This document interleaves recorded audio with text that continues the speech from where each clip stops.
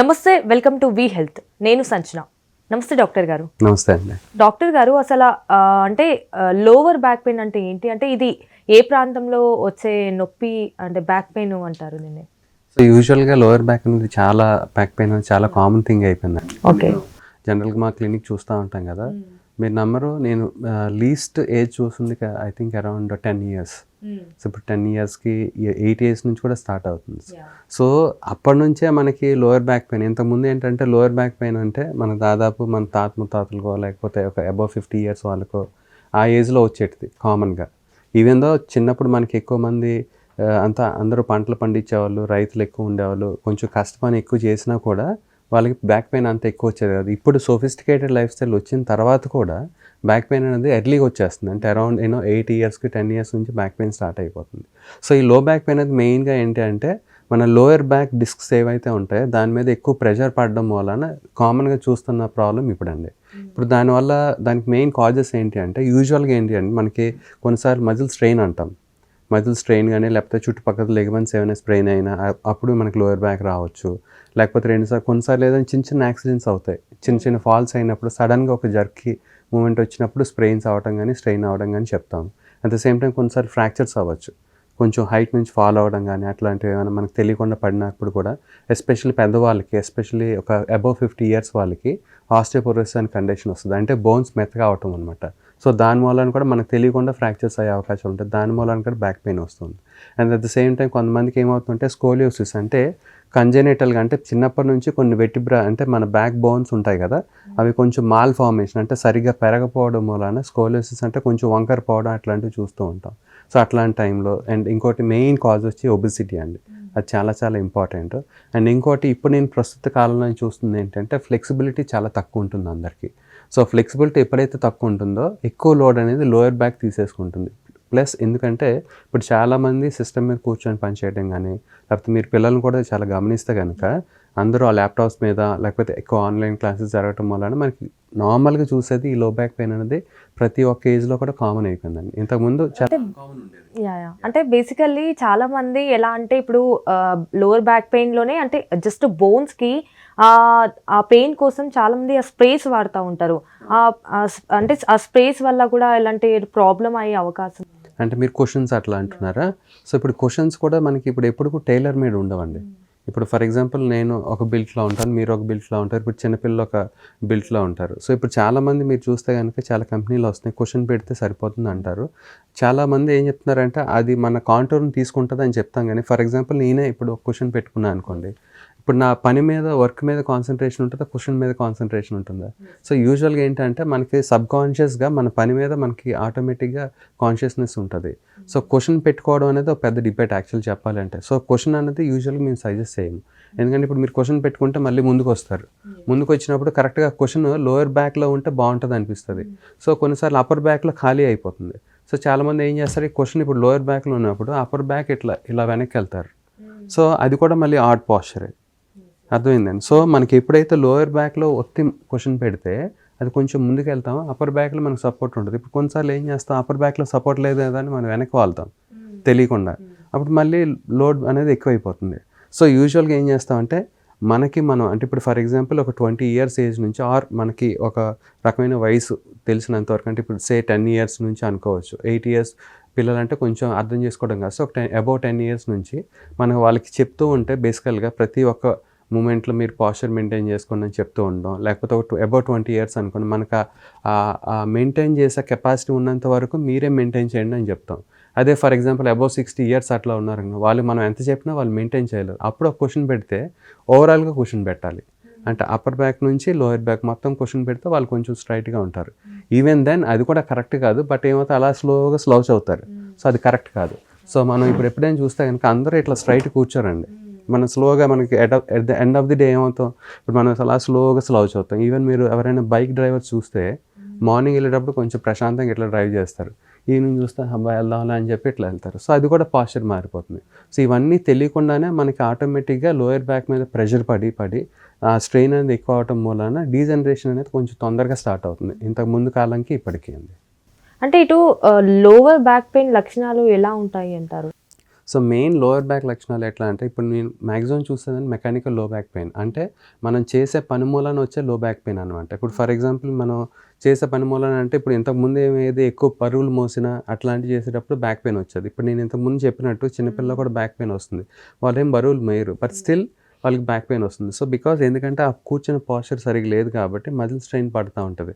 So అందుకని ఏం చెప్తా అంటే అబోవ్ 6 వీక్స్ 4 to 6 వీక్స్ పైన ఎవరికైనా ఫ్రీక్వెంట్గా పెయిన్ వస్తుంది అంటే మనం దాని మీద ఒక రెడ్ ఫ్లాగ్ అంటాం, అంటే దాని మీద ఒక కన్నేసి ఉంచాలి.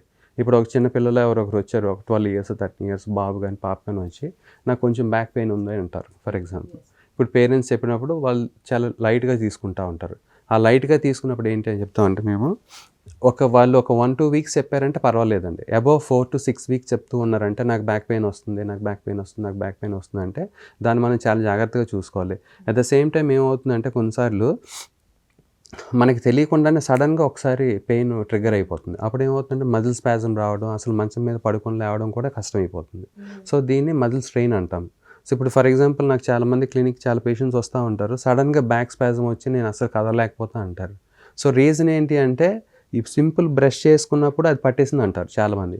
ఆ సింపుల్ బ్రష్ చేసుకునేది మనం చిన్నప్పుడు నుంచి చేస్తున్నాం, బట్ స్టిల్ ఇప్పుడు ఒక 25 years ఒక ఆయనకి పట్టేసింది అనుకోండి, ఆ 25 years బిఫోర్ ఆయన రోజు బెండ్ అయ్యి బ్రష్ చేస్తూ ఉంటారు. That is not the reason, అంటే అది రీజన్ కాదండి. మనం ఏమనుకుంటాం బ్రష్ చేసుకున్న మార్నింగ్ జస్ట్ అలా పట్టేసిందని అనుకుంటాం, బట్ అది మనం హిస్టరీ అడిగితే కనుక ఒక 3 రోజుల క్రితం 4 రోజుల క్రితం చూసుకుంటే కనుక ఏదైనా ఎక్కువ ట్రావెలింగ్ చేసి ఉండొచ్చు, లేదంటే కొంతమంది ఇల్లు ట్రాన్స్ఫర్ ఆర్ షిఫ్ట్ చేస్తున్నప్పుడు యూజువల్గా బరువులు లేపడం అట్లాంటివి చేస్తూ ఉండొచ్చు. ఇలాంటిది ఏదో ఒక స్ట్రెన్యూస్ యాక్టివిటీ అనేది ఒక ఎడ్జ్లో ఉండిపోతుంది. సో ఆ బ్రష్ చేసినప్పుడు ఏమవుతుంటే అది ఒక ఫ్యాక్టర్లోకి వెళ్ళి దానికి ఆటోమేటిక్గా ట్రిగ్గర్ అయిపోతుంది. సో బ్రష్ చేసుకునేది ఒక ట్రిగ్గరింగ్ ఫ్యాక్టర్ అంతే కానీ కాజ్ కాదండి. సో మనకు ఆ ముందు 3 రోజులు కానీ 4-5 రోజులు మనం ఏం యాక్టివిటీస్ చేసుకున్నాం ఒక లిస్ట్ అవుట్ చేసుకుంటే మనకు ఆటోమేటిక్గా మనకి ఆ హిస్టరీ అనేది మనకు చెప్తుంది. అప్పుడు మనం రిపీట్ చేయకుండా ఉంటాం. అట్ ద సేమ్ టైం మన ఫ్లెక్సిబిలిటీ ఎంత ఉందో కూడా చెక్ చేసుకుంటూ ఉండాలి. సో ఈ విధంగా మనం చెక్ చేసుకుంటూ ఉంటే మన పిల్లల్లో ఎస్పెషల్లీ నేను చెప్పింది ఇది ఎవరికైనా ఆపాదిస్తుంది, పిల్లలు కానీ పెద్దవాళ్ళకి కానీ. సో అందుకని మెయిన్ ఏంటంటే పెయిన్ అనేది ఫస్ట్ 4 to 6 వీక్స్ ఎవరైనా కంటిన్యూస్గా చెప్తున్నారంటే అది బ్యాక్ పెయిన్ మనం కన్సిడర్ చేయాల్సిందే. అట్ ద సేమ్ టైం కొంతమందికి లోయర్ బ్యాక్ పెయిన్ అనగానే సయాటికా గుర్తుకొస్తుంది, అంటే కాళ్ళకి మొత్తం రేడియేటింగ్ పెయిన్ రావడం అనేది ఒక పెద్ద సమస్యలాగా మారుతుంది ఈ కాలంలో. సో మనం అసలు సయాటికా పెయిన్ ఉందా లేకపోతే మనకి జస్ట్ మెకానికల్ బ్యాక్ పెయిన్ అనేది ఎట్లా తెలుసుకోవాలో నేను సింపుల్గా ఫ్యూ వర్డ్స్లో చెప్తాను. యూజువల్గా మనకి మెకానికల్ లో బ్యాక్ పెయిన్ అనుకోండి, మీరు ఏదైనా పని చేస్తేనే ఆ లో బ్యాక్ పెయిన్ వస్తుంది, రెస్ట్ ఇస్తే పోతుంది. సింపుల్ అండి. మనం పని చేసాం, పెయిన్ వచ్చింది, రెస్ట్ ఇస్తే పెయిన్ తగ్గిపోయింది. సో ఈ విధంగా చేస్తే అది ప్యూర్ మెకానికల్ బ్యాక్ పెయిన్. అదే ఒకవేళ మనం రెగ్యులర్గా పని చేస్తున్నా, కూర్చున్నా, లేకపోతే నించున్నా, పడుకున్నా కొంచెం రేడియేటింగ్ పెయిన్ వస్తుందండి కాలికి, అప్పుడు మనం కొంచెం సయాటికా పెయిన్లో అనుకోవచ్చు. ప్యూర్ సయాటికా పెయిన్ కాదు. ఎందుకు అంటే దీనిలో కూడా 2 డిఫరెన్షియేషన్స్ ఉన్నాయి. సయాటికా పెయిన్ అనేది 2 భాగాల నుంచి మనకు మిమిక్ అవుతూ ఉంటుంది. ఒకటి డిస్క్ ఆరిజిన్, అంటే మనకి డిస్క్ ప్రొట్రూషన్ మూలాన, అంటే డిస్క్ బయటికి రావడం మూలాన వచ్చే సయాటికా పెయిన్. రెండోది మన బటక్ మజిల్లో పైరిఫార్మిస్ అని ఒక చిన్న మజిల్ ఉంటుందండి, దాని కింద ఎగ్జాక్ట్లీ ఆ సయాటిక్ మజిల్ రన్ అవ్వటం మూలాన ఒకవేళ ఆ పైరిఫార్మిస్ మజిల్ టైట్ అయితే కనుక సో అప్పుడు ఏమవుతుంది, ఆ సయాటికా నర్వ్ మీద ప్రెషర్ పడుతుంది, అప్పుడు కూడా సయాటికా పెయిన్ మిమిక్ అవుతుంది.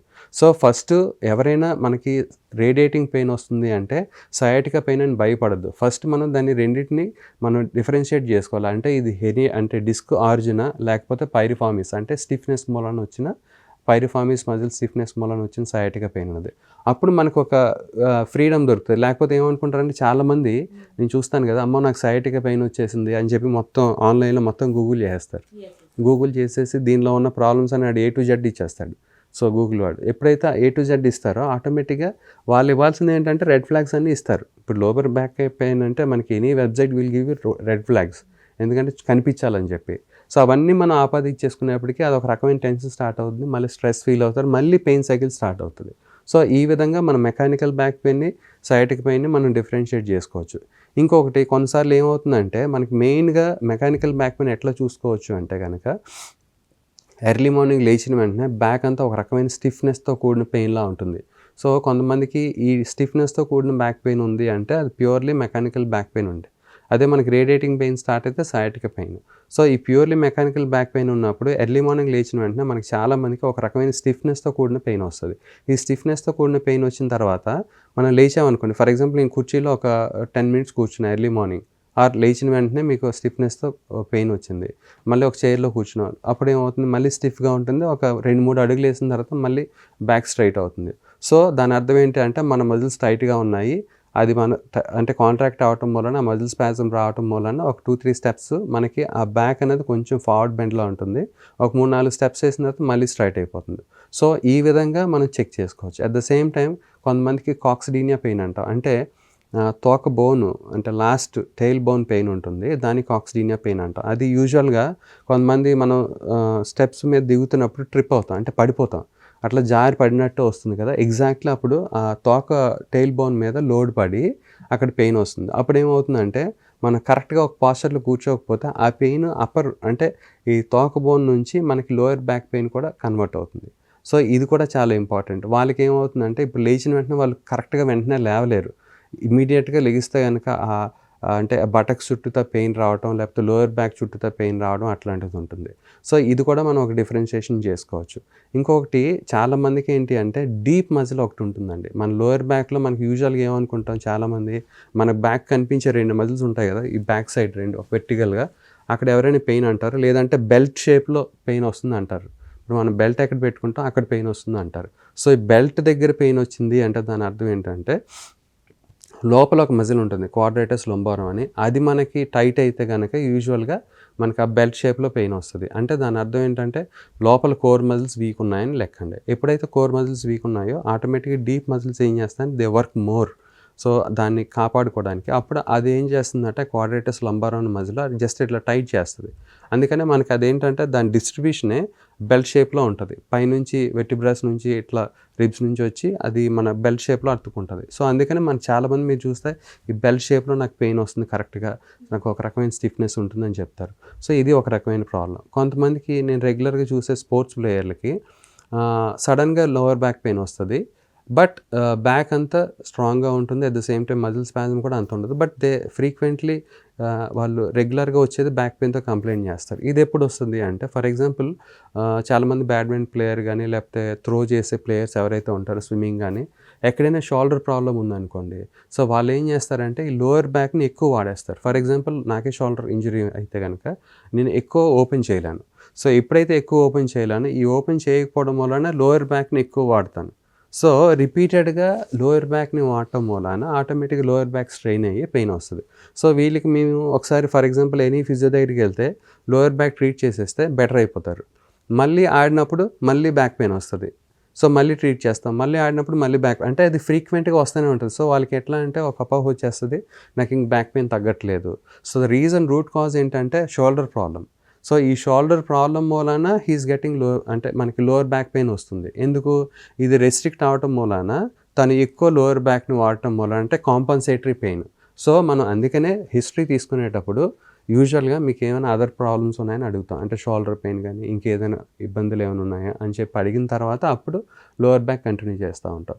సో కొంతమందికి ఏమవుతుందంటే నీ పెయిన్ కూడా ఉండొచ్చు, నీ పెయిన్తో లోవర్ బ్యాక్ పెయిన్. నాకు రీసెంట్గా ఒక పెద్దవాడు వచ్చారు, ఆవిడ ఏంటంటే సివియర్ బ్యాక్ పెయిన్ అండి, మీరు నమ్మరు, షీజ్ అరౌండ్ అంటే తనకు ఒక 70 years ఉంటాయి, సివియర్ బ్యాక్ పెయిన్ ఇట్లా పట్టుకొని క్లినిక్కి వచ్చారు. సో యాక్చువల్గా ఏంటంటే చాలామంది సర్జరీ అని చెప్పారు. సో మనకు చూస్తే తెలిసిపోతుంది సర్జరీ చేయాలా లేదా అన్నది ఇప్పుడు మా లాంటి ఫిజియోస్కి. సో అప్పుడు ఏం చెప్తామంటే ఒక 1 week ఆగి చూద్దాము, కంగారు లేదు, అంటే మరీ అంత సివియర్గా అంటే నెర్వ్ ప్రాబ్లమ్స్ కానీ న్యూరలాజికల్ ప్రాబ్లమ్స్ కానీ అంటే కాలు వీక్ అవ్వడం అట్లాంటివి లేవు కాబట్టి ఒక 1 week ఆగి చూద్దాం అని చెప్పాను. సో 1 week నుంచి ట్రీట్మెంట్ చేస్తాం, షీఈస్ మచ్ బెటర్. 1 weekలో తను సపోర్ట్ లేకుండా నడవగలుగుతూ ఉంది, బెటర్గా ఉన్నారు, పెయిన్ మేనేజ్మెంట్ కూడా చాలా బెటర్ ఉంది. సో ఇప్పుడు దీనికి రీజన్ ఏంటి అంటే ఇప్పుడు నేను 1 month ఆల్మోస్ట్ దాదాపుగా ఆవిడకి ఒక 3 weeks ట్రీట్మెంట్ చేసిన తర్వాత షీ వాజ్ అబ్సల్యూట్లీ ఫైన్, చాలా బెటర్ అయిపోయారు. So the main reason back pain ఎందుకు వచ్చిందంటే ఆవిడ 2 మోకాలు 70 years కాబట్టి మోకాలు ఆల్మోస్ట్ ఇట్లా అయిపోయినాయి. సో ఇలా బౌల్ లెగ్స్ అంటాం, అంటే మోకాలు బాగా అరిగిపోయినాయి. సో నడిచేటప్పుడు ఆవిడ ఎట్లా నడుస్తారంటే మనం యూజువల్ నడిచినప్పుడు కాలు ఇట్లా పైకి కిందకి వేస్తాం కదా, మడిచేస్తాం. సో ఆవిడ మడిచేయరు, సో ఇట్లా రొటేట్ చేసేస్తారు. సో మెట్లు ఎక్కేటప్పుడు కూడా ఇలా తీసేసేటప్పటికి ఆ లోడ్ అంతా ఎక్కడ పడుతుంది, లోయర్ బ్యాక్లో పడుతుంది. సో అంటే మోకాలు నొప్పి మూలాన లోయర్ బ్యాక్ మీద లోడ్ పడుతుంది. సో ఇప్పుడు దీనికి రీజన్ ఏంటి అంటే లోయర్ బ్యాక్ ప్రాబ్లం కాదు, అఫ్కోర్స్ డెఫినెట్గా డీజనరేటివ్ చేంజెస్ ఉంటాయి, కానీ ఇన్నాళ్ళు ఒక 10 సంవత్సరాల్లో లేకపోతే 5 సంవత్సరాల్లో లేకపోతే 1 year ముందు రాని ప్రాబ్లం ఇప్పుడు ఎందుకు రావాలి? ఎందుకంటే ఆ మోకాలు పెయిన్ చాలా ఎక్కువ ఉండటం వలన దాన్ని కాంపన్సేట్ చేయడానికి ఆవిడ ఇట్లా రొటేట్ చేసి వేయటం వలన ఆ లోడ్ కాస్త లోయర్ బ్యాక్ మీద ఎక్కువ అయింది. సో ఆటోమేటిక్గా లోయర్ బ్యాక్ పెయిన్ వచ్చింది. సో దీనికి రీజన్ ఏంటంటే మెయిన్ రూట్ కాజ్ వచ్చి నీ పెయిన్. సో అప్పుడు ఏం చేసాం, ఈ బ్యాక్ పెయిన్ అంతా తగ్గించిన తర్వాత మళ్ళీ నీ రీప్లేస్మెంట్ చేయించాం. Now she is absolutely pain free. So ఆ విధంగా మన కీ సజెషన్స్ కానీ కీ డయాగ్నోసిస్ కానీ చాలా ఇంపార్టెంట్. ఇప్పుడు జనరల్గా లోయర్ బ్యాక్ పెయిన్ అంటే లోయర్ బ్యాక్ ఒక్కటే ఆ విండోలో చూస్తే సరిపోదు, దానికి సంబంధించి కాంపన్సేటరీ పెయిన్స్ ఏమైనా ఉన్నాయా, లేకపోతే వాళ్ళ తాలూకు యాక్టివిటీస్ ఏంటి, పొద్దున్న నుంచి రాత్రి వరకు ఎట్లాంటి జాబ్, వాళ్ళ ప్రొఫైల్, ఎక్కువసేపు కూర్చునేది ఉంటుందా, ఎక్కువసేపు ట్రావెలింగ్ ఉంటుందా, ఇవన్నీ చెక్ చేసుకొని ప్లస్ ఒబిసిటీ ఎక్కువ హయ్యర్ సైడ్ ఉన్నారు లేకపోతే ఎట్లా, ఇవన్నీ చెక్ చేసుకున్న తర్వాత బెటర్గా ఉంటుంది. And most important thing but not the least is flexibility మర్చిపోయాము అంటే కనుక డెఫినెట్గా పెయిన్ ఎప్పుడు వస్తూనే ఉంటుందండి. యా డాక్టర్ గారు, అంటే ఒక్క ఇంజెక్షన్తోనే లోవర్ బ్యాక్ పెయిన్ పోతుంది అంటారు, అంటే ఏంటి ఆ ఇంజెక్షన్? సో యూజువల్గా మీరు అడిగిన క్వశ్చన్ చాలా ఇంపార్టెంట్. చాలామంది వచ్చి నన్ను కూడా అడుగుతూ ఉంటారు ఇంజెక్షన్స్ వేయించుకోవచ్చా లేదా అని. సో ఇప్పుడు మేము ఒకటే చూస్తాం, ఫస్ట్ మేము ఫిజికల్గా టెస్ట్ చేసిన తర్వాత మా దగ్గరికి వస్తే కనుక ఎవరైనా నాకు తెలిసిన వాళ్ళు కానీ ఎవరైనా కామన్గా వస్తారు కదా బ్యాక్ పెయిన్ తర్వాత ఇట్లా ఒకరు ఇంజెక్షన్ సజెస్ట్ చేస్తారు వేసుకోవాలా వద్దా అంటే ఫస్ట్ మేము చెక్ చేస్తాం. చెక్ చేసిన తర్వాత వెదర్ ఇట్ ఈస్ అది డిస్క్ అంటే ఆ డిస్క్ ఆరిజినేటెడ్ పెయినా లేకపోతే వేరే పెయిన్ అని చూస్తాం. కొంతమందికి ఏమవుతుందంటే ఐటీ బ్యాండ్ అంటాం, అంటే ఈ పక్కన ఒక బ్యాండ్ లాంటిది ఉంటుందండి, అది టైట్ అయినా కూడా బ్యాక్ పెయిన్ రిఫ్లెక్ట్ అవ్వచ్చు. సో కొంతమందికి ఏంటి అది ఎప్పుడు వస్తుంది అంటే ఎక్కువ మంది స్టెప్స్ ఎక్కినప్పుడు, లేకపోతే జాగర్స్కి, రన్నర్స్కి, మ్యారథాన్ చేసే వాళ్ళకి, ఇట్లాంటి ట్రెక్కింగ్ చేస్తారు కదా, వాళ్ళకి ఐటీ బ్యాండ్ టైట్ అవుతుంది, దాని మూలన కూడా బ్యాక్ పెయిన్ వస్తుంది. సో ఇప్పుడు నేను చెప్పినట్టు ఇందాక పైరిఫార్మిస్ టైట్నెస్ అన్నా కదా బటక్లాక్ మజిల్, అది టైట్ అయినప్పుడు కూడా సయాటిక పెయిన్ మిమిక్ అవుద్ది. సో ఇలాంటివి డిఫరెన్షియేట్ చేసుకొని మేము ఏం చేస్తాం, ఇది ఉందా లేదా, ఎక్స్క్లూజన్లో ఉందా లేదా, ఇది లేదు అంటే ఫైనల్గా ఇప్పుడు కొన్ని హెర్నియేటెడ్ డిస్క్ అంటే డిస్క్ ప్రాబ్లం ఉన్నప్పుడు కొన్ని టెస్ట్లు ఉంటాయి, ఎస్ఎల్ఆర్ అట్లాంటి టెస్ట్ ఉంటాయి, న్యూరలాజికల్ టెస్ట్ అని చెక్ చేసుకున్న తర్వాత అది ప్యూర్లీ హెర్నియేటెడ్ డిస్క్ అంటే they can go for injection అండి, అప్పుడు రిలీఫ్ ఉంటుంది. ఒకవేళ కానీ ఇప్పుడు నేను చెప్పినట్టు పైరిఫార్మిస్ సిండ్రోమ్ అంటే బటక్లాక్ మజిల్ మూలాన సయాటికా పెయిన్ మిమిక్ అయినా, లేకపోతే ఐటీ బ్యాండ్ టైట్ అయినా, లేకపోతే ఇప్పుడు షోల్డర్ పెయిన్ అని చెప్పాను కదా దాని మూలాన కూడా కొన్నిసార్లు రేడియేటింగ్ పెయిన్ రావచ్చు ఎక్కువ ఫ్రీక్వెంట్గా వచ్చినప్పుడు, అట్లాంటి టైంలో మనం ఇంజెక్షన్ ఇస్తే కనుక వాళ్ళకి ఉపయోగం ఉండదు. సో అందుకని మనం ఏం చేస్తామంటే ఫస్ట్ దాన్ని ఏదైతే మనకి ప్రాబ్లం ఉందో అది ఎక్స్క్లూజన్ క్రైటీరియాలో ఉందా లేదా చూసుకున్న తర్వాత ఇంజెక్షన్కి వెళ్ళమని చెప్తాం. ఇప్పుడు నేను ఇంతకుముందు చెప్పిన పెద్ద ఆవిడ గురించి కూడా చెప్పాను కదా, ఆవిడకి సివియర్గా రేడియేటింగ్ పెయిన్ ఉండింది. సో బట్ మేమేం చేసామంటే పెయిన్ మేనేజ్మెంట్ చేసాం. సో ఒకవేళ ఆవిడకి ఇచ్చిన పెయిన్ తగ్గుతుంది బట్ నీ పెయిన్ తగ్గదుగా. ఇప్పుడు రేపు పొద్దున్న మళ్ళీ ఆవిడ సేమ్ అలానే నడిచారు అనుకోండి, ఇప్పుడు ఒక 1 వీక్ తర్వాత పెయిన్ తగ్గిపోయింది, ఫర్ ఎగ్జాంపుల్ ఆవిడకి ఇంజెక్షన్ ఇచ్చాము, ఓకే 1 వీక్ తర్వాత షీఈ్ అబ్సల్యూట్లీ ఫైన్, ఏది లో బ్యాక్ పెయిన్ తగ్గిపోయింది, కానీ నీ తగ్గదు కదా. మళ్ళీ 1 వీక్ తర్వాత ఏం చేస్తారు, ఆవిడ నీ మీద ఆ పెయిన్ నీతోనే నడుస్తూ ఉంటారు, అట్లానే మెట్లు ఎక్కుతూ ఉంటారు, అప్పుడు మళ్ళీ ట్రిగ్గర్ అవుతుంది. సో అందుకనే మన లైఫ్ స్టైల్, ఆ పేషెంట్స్ యొక్క లైఫ్ స్టైల్, ఆ పెయిన్ ఆరిజినేషన్ ఎట్లా ఉందో ఎక్స్క్లూజివ్గా దాన్ని డిఫరెన్షియేట్ చేసుకుని ఇస్తే బెటర్ అండి. అంటే బ్యాక్ పెయిన్కి కూర్చునే పోస్చర్ మార్చుకుంటే సరిపోతుందా, లేక దీనికి ఏమన్నా ట్రీట్మెంట్స్ అవసరం అంటారా? సో ఎగ్జాక్ట్లీ, ఇది వెరీ గుడ్ క్వశ్చన్ అండి. ఇప్పుడు నేను ఇంతకుముందు మనం డిస్కస్ చేస్తున్నట్టు చిన్నపిల్లలు ఆల్మోస్ట్ 10 years నుంచి కూడా బ్యాక్ పెయిన్ వస్తుంది కదా. సో మ్యాక్సిమం ఇప్పుడు నేను చిన్నగా మీకు చిన్న నెంబర్స్ చెప్తాను. ఇప్పుడు మనం స్ట్రైట్గా పడుకున్నాం అనుకోండి బెడ్ మీద, మన లోయర్ బ్యాక్ అంటే లోయర్ డిస్క్స్ మీద యూజువల్గా 25 kilos పడుతుంది. సైడ్కి పడుకుంటే పక్కకు పడుకునే అలవాటు ఉంటుంది చాలామందికి, మన ఇండియన్స్ అందరికీ, దానిలో 75 kilos పడుతుంది. నించున్నప్పుడు 100 kilos పడుతుంది, కూర్చున్నప్పుడు 140. సో ఇది నార్మల్ రేంజ్ ఆఫ్ లోడ్ మనకి లోయర్ బ్యాక్లో. సో ఇప్పుడు పడుకున్నప్పుడు 25 kilos స్ట్రైట్గా పడుకున్నప్పుడు, వెలిగిల పడుకున్నప్పుడు, సైడ్కి పడుకున్నప్పుడు 75 kilos, నించున్నప్పుడు 100 kilos, కూర్చున్నప్పుడు 140. సో ఈ విధంగా మనం రెగ్యులర్గా చూస్తే నాకైనా అంతే, మీకైనా అంతే, ఎవరికైనా అంతే అండి. ఇప్పుడు చిన్నపిల్లలు కూడా అంతే లోడ్ పడుతుంది, కాకపోతే ఏంటంటే వాళ్ళకి ఇంకా బోన్స్ అవన్నీ ఇంకా పెరుగుతూ ఉంటాయి కాబట్టి వాళ్ళకి పెద్ద డిఫరెన్స్ ఉండదు. అదే మనకి బోన్ స్ట్రక్చర్ అంతా పెరిగిన తర్వాత డెఫినెట్గా అందరికీ ఇంతే లోడ్ పడుతూ ఉంటుంది. సో అందుకనే మీరు ఎప్పుడైనా చూస్తే కనుక ఎక్కువసేపు కూర్చొని జాబ్ చేసే వాళ్ళకి లో బ్యాక్ పెయిన్ వస్తూ ఉంటుంది. రీజన్ ఏంటంటే 140 kilos లోడ్ అనేది ఎప్పుడు కంటిన్యూస్గా పడటం మూలాన, అది కూడా గుర్తుపెట్టుకోండి ప్రాపర్గా కూర్చున్నప్పుడు మాత్రమే 140 kilos. ఫర్ ఎగ్జాంపుల్ నేను ఇప్పుడు స్ట్రైట్గా కూర్చున్నా, ప్రాపర్గా కూర్చున్నా, నా నడుము మీద 140 పడింది. అదే నేను ఏం చేస్తాను, కొంచెం వర్క్ చేస్తా కొంచెం స్లౌచ్ అవుతూ ఉంటా. స్లౌచ్ అవుతున్నప్పుడు ఒక 10 kilos, 20 kilos, 30 kilos యాడ్ అవుతూ ఉంటుంది. అప్పుడు ఏమవుతుంది, it goes up 180 kilos. So అది 180 kilos ఎక్కువ అవుతుంది. అంటే దాదాపుగా 140 నుంచి 180 200 కిలోస్ పెరుగుతున్నప్పుడు డెఫినెట్గా ఆ మజిల్ తీసుకోవాల్సిన కెపాసిటీ తీసుకోలేదు, దానికి ఒక సర్టెన్ వెయిట్ తీసుకునే కెపాసిటీ ఉంటుంది లోడ్. ఎప్పుడైతే లోడ్ తీసుకోలేదో ఆటోమేటిక్గా అది స్ట్రెయిన్ కింద కన్వర్ట్ అయ్యి పెయిన్ కింద కన్వర్ట్ అవుతుంది. సో పాస్చర్ అనేది చాలా చాలా ఇంపార్టెంట్. ఇప్పుడు ఫర్ ఎగ్జాంపుల్ నేను చాలామందికి చెప్తా ఉంటాం, అయ్యో నేను వర్క్ చేస్తున్నప్పుడు నా బాడీ తెలియదండి, నా వల్ల కావట్లేదు కూర్చొని. మీకు వల్ల కావట్లేదు అంటే మీరు బ్యాక్ పెయిన్ ఆహ్వానించినట్టే. సో మీరు ఎందుకు చెప్తామంటే ఇప్పుడు మనకి సివియర్ బ్యాక్ పెయిన్ వచ్చిన తర్వాత కొన్నిసార్లు నేను చాలామంది చూస్తూ ఉంటాను కదా, ఆఫీస్కి 3 to 4 months లీవ్ పెట్టేంత స్టేజ్ కూడా ఉంటుంది. ఇంకా ఎట్లా అంటే they will be so stressed అనమాట. అంటే ఒక లో స్టేజ్కి వెళ్ళిపోతారు, ఈ బ్యాక్ పెయిన్ తగ్గట్లేదు, ఏం చేసినా బ్యాక్ పెయిన్ ఉంటుంది. ఇప్పుడు మీరు ఒక పక్కింటి ఒక ఫంక్షన్కి వెళ్ళాలన్నా, ఒక పెళ్ళికి వెళ్ళాలన్నా, పక్కింటి ఒక టెంపుల్కి వెళ్ళాలన్నా, ఎక్కడికి వెళ్ళాలన్నా బ్యాక్ పెయిన్ అనేది మీకు ఆపేస్తూ ఉంటుంది. కార్లో జర్నీ చేయాలన్నా మళ్ళీ బ్యాక్ పెయిన్ పెరుగుతూ ఉంటుంది. సో ఈ విధంగా ప్రతి ఒక్క డే టు డే యాక్టివిటీలు ఎప్పుడైతే బ్యాక్ పెయిన్ మీకు ఇంక్లూషన్ అయిపోతుందో డెఫినెట్గా యూ ఫీల్ వెరీ స్ట్రెస్డ్, ఇంకోటి లో అయిపోతారు. సో అందుకనే మనం ముందు నుంచే దీన్ని అరికట్టామనుకోండి, ఏం లేదు, సింపుల్గా స్ట్రైట్ పాస్చర్ కూర్చుంటే చాలా బెటర్ అని చెప్తాం. కానీ అది చాలా కష్టం. ఎందుకు అంటే మెయిన్ రీజన్ ఏంటి అంటే ఇప్పుడు ప్రాపర్ పాస్చర్లో కూర్చుంటే మన కోర్ మజిల్స్ అన్ని యాక్టివేట్ అవుతాయి. కోర్ మజిల్స్ యాక్టివేట్ అయినప్పుడు మనకి లోడ్ అనిపిస్తుంది. ఎప్పుడైనా ఎనీ మజిల్ యాక్టివేట్ అయినప్పుడు లోడ్ అనిపిస్తుంది. సో అందుకని కాసేపు మీరు ఇప్పుడు ఎవరైనా స్ట్రైట్గా కూర్చోండి, మనకు ఒక 2-3 minutes తర్వాత అబ్బా ఏదో ఇబ్బందిగా ఉంది, కరెక్ట్గా లేదు, అందుకని వెంటనే స్లౌచ్ అయిపోతాం. ఈ స్లౌచ్ అయినప్పుడు ఏమవుతాయంటే ఈ కోర్ మజిల్స్ ఏవైతే ఉంటాయో అవన్నీ కట్ ఆఫ్ అయిపోతాయి, అంటే అవి పనిచేయడం మానేస్తాయి. అప్పుడు ఏమవుతుంది, మన ఈ బోన్స్ ఏవైతే స్పైన్ ఉందో ఆ స్పైన్ మాత్రమే లోడ్ తీసుకుంటూ ఉంటుంది. సో మనం ఏం చేసాం, కోర్ మజిల్స్ ఏవైతే యాక్టివేషన్లో ఉండాలో అవన్నీ జీరో చేసేసి స్పైన్ మీద డైరెక్ట్గా లోడ్ ఇచ్చాం. సో ఆబ్వియస్లీ అప్పుడు పెయిన్ వస్తుంది. అందుకే అంటే ఇటు పనిలో ఒత్తిడికి అంటే బ్యాక్ పెయిన్కి సంబంధం ఉందా? డెఫినెట్గా ఉంటుంది. ఉంటే ఒకవేళ దానికి ఎలా మెయింటైన్ చేయాలి అంటారు? సో పని ఒత్తిడి వేరు, మనం కూర్చునే పాస్చర్ వేరు. ఇప్పుడు కూర్చున్న పాస్చర్ని ఈ విధంగా చెప్పినప్పుడు కరెక్ట్గా కూర్చుంటే మనం కోర్ మజిల్స్ యాక్టివేట్ చేసి అవి డిస్క్ మీద ఎక్కువ లోడ్ పడకుండా ఆపుతాయి. ఒకవేళ పాస్చర్ బ్యాడ్ పాస్చర్లో ఉంటే కనుక ఆ కోర్ మజిల్స్ డీయాక్టివేట్ అయిపోయి ఆ ఎక్కువ లోడ్ అంతా డిస్క్ మీద పడి ఆ బోన్స్ మీద పడి మనకి పెయిన్ రావడం ఉంటుంది. మీరు అన్నట్టు స్ట్రెస్ మూలాన, ఇప్పుడు పని ఒత్తిడి మూలాన, ఇప్పుడు ఫర్ ఎగ్జాంపుల్ ఒకరికి పెయిన్ ఉందండి, ఒక 40% పెయిన్ ఉంది. Okay, at the end of the day ఏమవుతుంది, ఎక్కువసేపు కూర్చోవడం వల్ల స్లోగా ఇట్ విల్ పైలప్, అంటే అది పైలప్ అయ్యి ఒక 60-70% పెయిన్ రీచ్ అవుతుంది. ఇంకోటి స్ట్రెస్ యాడ్ అయింది అనుకోండి, స్ట్రెస్ రిలీజ్ హార్మోన్స్ ఉంటాయి కదా, అవి దాని మూలాన్ని కూడా పెయిన్ ఇంకా అది 70% ఎప్పుడైతే రీచ్ అయిందో ఇంకా స్ట్రెస్ కూడా యాడ్ అయితే కానీ ఇట్ హిట్స్ అప్ టు 100% అనమాట.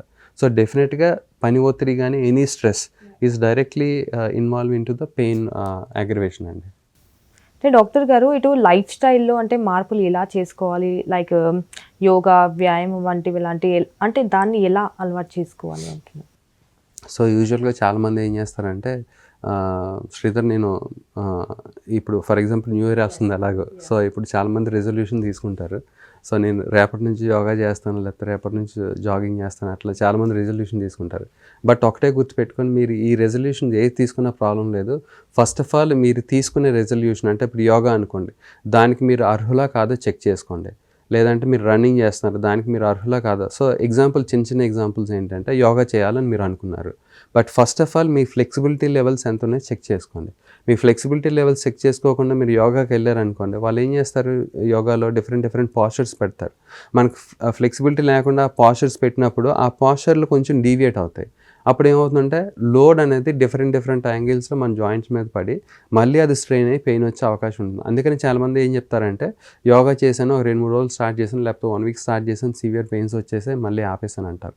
సో రీజన్ ఏంటంటే మీ బాడీ దానికి మ్యాచ్ అవ్వట్లేదు. So basic stretchings, basic flexibility మీకు ఉందా లేదా అని చెక్ చేసుకోవాలి. ఇప్పుడు మనం చాలామంది చూస్తున్నాం, అందరి ఇంట్లో వెస్ట్రన్ టాయిలెట్ ఉంది అంటే డెఫినెట్గా మనకి కాఫ్ టైట్నెస్ అనేది 200% ఉంటుంది. ఇప్పుడు మనం ఇండియన్ టాయిలెట్ సీట్లో కూర్చోలేం. సో ఎందుకు రీజన్ ఏంటంటే, మనం ఎప్పటి నుంచో వెస్ట్రన్ కంఫర్ట్కి షిఫ్ట్ అయిపోయాం కాబట్టి కాఫ్ టైట్నెస్ ఎప్పుడూ ఉంటుంది. ఈ కాఫ్ టైట్నెస్ ఉన్నప్పుడు మనం ఆటోమేటిక్గా ఒక పాస్చర్ చేయాలంటే కష్టంగా ఉంటుంది. సో అప్పుడు ఏం చేయాలి, మనం ఎంత చేయాలి, ఎంత క్వాంటిఫికేషన్ చేసుకోవాలి, ఎంత లెవెల్ వరకు వెళ్ళాలనేది ఆ క్వాంటిఫికేషన్ మనకు ఉండదు. సో ఫర్ ఎగ్జాంపుల్ అప్పుడు లేకపోతే ఏమవుతుంది, మళ్ళీ పెయిన్ వస్తుంది. సో అందుకనే మీరు యోగా చేసిన ఎనీథింగ్ మీరు ఏది చూస్ చేసుకున్నా దానికి ఫస్ట్ మీరు అర్హులా కాదా చెక్ చేసుకోండి. దానికన్నా ముందు ఏదైనా జాయింట్ పెయిన్స్ ఉన్నాయి, ఇప్పుడు ఫర్ ఎగ్జాంపుల్ నీ పెయిన్ ఏమైనా ఉందా చెక్ చేసుకుని అది మొత్తం తగ్గిన తర్వాత స్టార్ట్ చేయండి. లో బ్యాక్ పెయిన్ ఉందా, తగ్గిన తర్వాత స్టార్ట్ చేయండి.